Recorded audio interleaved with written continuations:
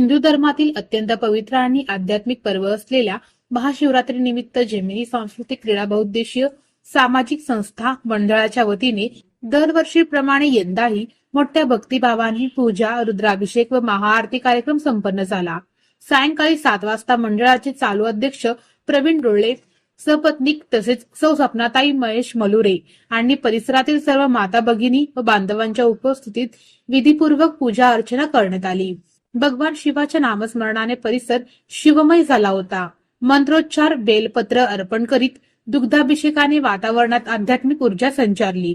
त्यानंतर जेमिनी मातेची महाआरती विजयदादा साळुंके यांच्या शुभ हस्ते मोठ्या उत्साहात पार पडली। आरतीवेळी हर हर महादेवच्या जयघोषाने संपूर्ण परिसर दुमदुमून गेला।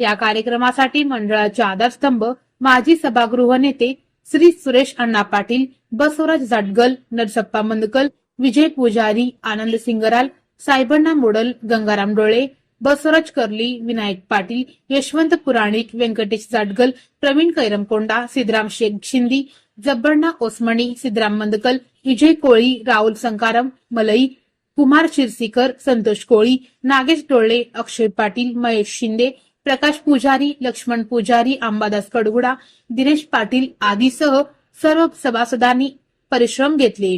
भक्ती, एकोप्याची भावना आणि सामाजिक एकजुटीचा सुंदर संगम साधत महाशिवरात्री उत्साहात साजरी करण्यात आली।